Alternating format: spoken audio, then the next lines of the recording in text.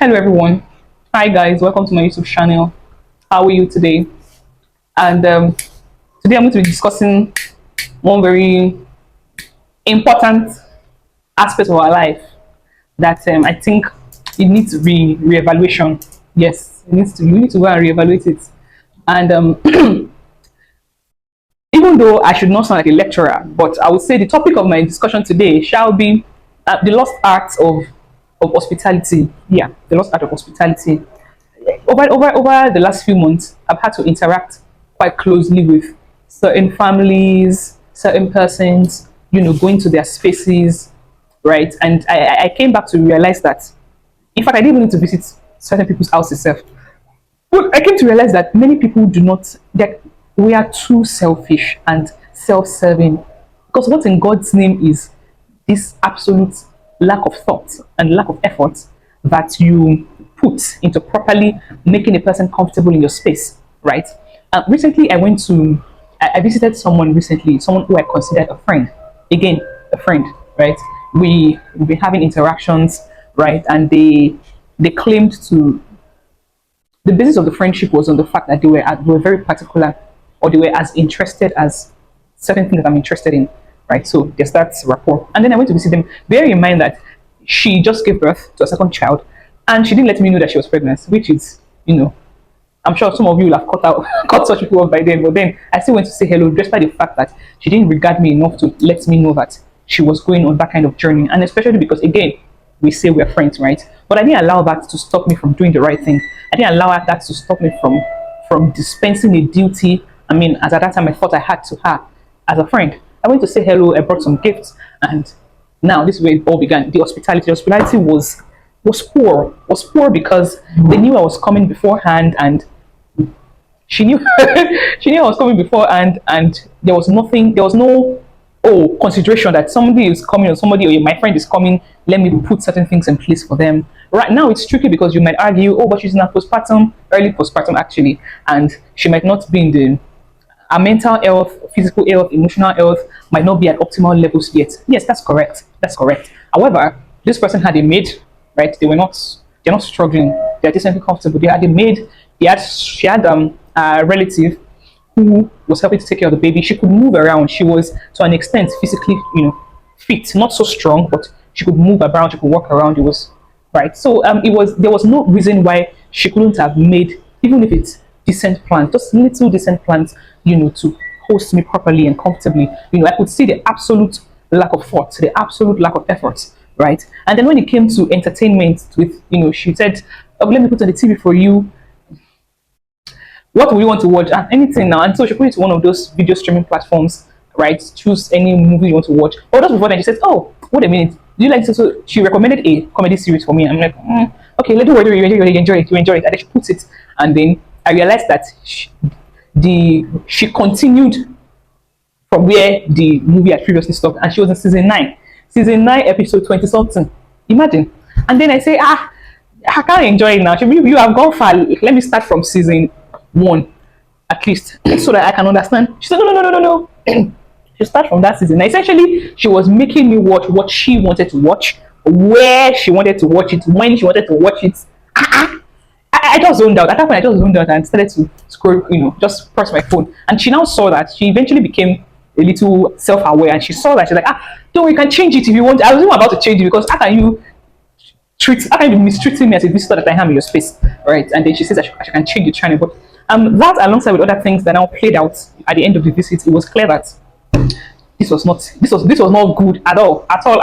So from there, I just knew that I was going to make a video about it, because I've been again interacting with people, and I see the selfishness. You people, I don't you have fear of God? The absolute selfishness. Selfishness is when you're thinking about yourself and yourself. You are in your own world. Now, I understand that in our relationship with ourselves and the world, we have to choose ourselves first. You don't allow people to trample on you. People want to take advantage. I understand all of that. But I think that as decent human beings, sentient beings, we are the highest. We human beings are the highest when it comes to the order of consciousness. Human beings are the highest. But I believe that we owe it a sense of we owe a duty to ourselves and to the world to basic level, basic, I won't even say kindness, niceness, that ability to be able to give a little part of yourself for the other person to be comfortable, especially because in situations where they are the ones in your space. They came to your space because of you, out of a regard for you, out of value for you. You understand? And so it was interesting that I've noticed across Feza, when it comes to other people, you don't give thoughts. You act as though you are the only person in the world. Yet, you want the other person to do over and beyond for you. You want the other person to go over and beyond for you. You want to basically be the advantageous person every time. People should be fearing God. And I'm actually serious. People should be fearing God. It doesn't make sense. And I think it's very, very poor. It's the reason why we are still the way we are, like in the world today. You understand? And it's a sign that if you're that kind of person, it's a sign that your vibrational frequency, like the way you think, your thought state is very low, very, very low, very, very low and primal. Even certain animals don't behave like that. They still have that sense of nobility when it comes to their interactions with other animals of their kind. They still have that nobility. Why can you, on what grounds should you not have the same? There's no excuse, sincerely. There's no excuse. And the fact that I see that people they want to go nowhere. They want to go nowhere for the other person. They want to be served, continually served, and not serve other people. It comes from an interesting thought process, like I said earlier. And the interesting thought process is that people, and I hope you are not, are inherently selfish. Is an understatement, to be very honest. Like that low, the selfish level 1, the selfish level 2, the selfish level 3. So people are in selfish level 4, actually. Level 4.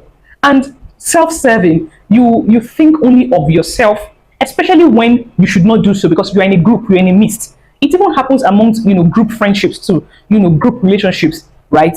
I know that we have at certain times we should actually choose ourselves first, but only when there's danger, only when doing so would protect you in terms of protection. But when it comes to extending hospitality to people, making life easier for people, that will be at no cost to you.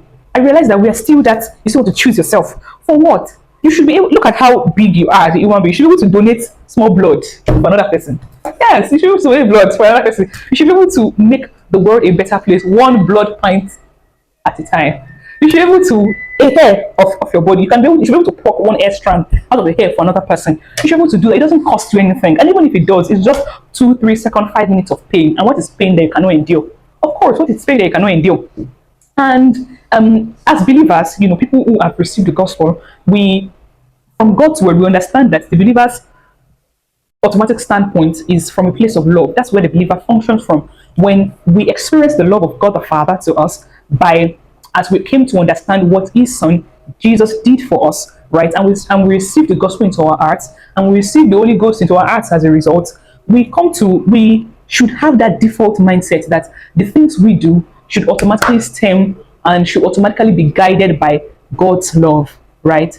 Yes, should automatically be guided by God's love. So I find it so concerning that you can see that animalistic survival tendency when you see a person's interaction between themselves and between the world. That means other people.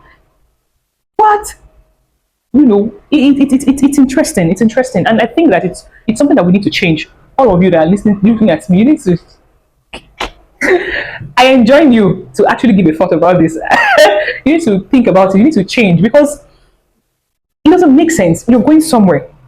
I'm going from point A to point B, and someone says, please, could you help me get something on your way? Now, bear in mind that maybe you planned that you from point A to point B, you actually would drop at point C. Point C is somewhere in the middle. Then you now say, no, I cannot help you. Sorry, I cannot help you, because in your mind you feel that because you are going from point A, then you branch at C, and then you go to point B, right? And then someone had already asked you that, please, could you please help me get something on your way? And that's where you get that thing could probably be at point B, the final destination, or maybe even point D, which is another place somewhere between point A and B. But you automatically just tell yourself, no, I can't help you, or I'm sorry, I cannot, because you'll be a little bit inconvenienced. You'll be slightly inconvenienced when you're getting what that person wants, what the person's begging for you to please help them get, it will slightly inconvenience and then you quickly shut it down. For what? What is a little inconvenience that you cannot inconvenience? Yes. What is a little inconvenience you cannot inconvenience? You should. Why are you now living this? No, ask yourself, what are you now living life for? To be amassing wealth, to be amassing stupid money, to be amassing riches. What will you use that riches for? You understand? I mean, one day I will make a video about rich people and the way they give. You know, they give to make themselves feel better. Money is like the list of what they can give because it's simple. It's easy for you to give money. In some circumstances, it will be easy for you to actually give money, right? But you should be able to at least extend yourself a little bit for the other person, especially when the other person say is your friend, the other person needs it. In fact, the person doesn't even need to be your friend. Yes, the person doesn't need to be your friend. The person does not need to be somebody you like. They are a human being. Like, they deserve to be treated with a basic act, with some basic level of decency. Decency is not when you wear skirts and long gown and tie scarf and you say you're a decent person. That's not decency. That's just being what? That's just being religious and having a false sense of morality. Decency is not when you carry scarf and tie on your head and you are not allowing anybody to see your face. You are covering yourself. For example, now for some people, I'm not decent enough. I'm not decently dressed enough. That's not decency. That's not what we're talking about. Decency is in the way you treat others. Decency is in the way you think. Decency is in the way you see. It's the way you see yourself and your relationship with the world. You understand?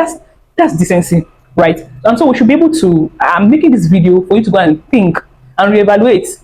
Have I been extending? Have I been displaying basic level of courtesy to my next door neighbor, to my friends, especially the people that you call friends? You have that duty towards them, right? And again, as believers, if you're watching this, your default standpoint, your default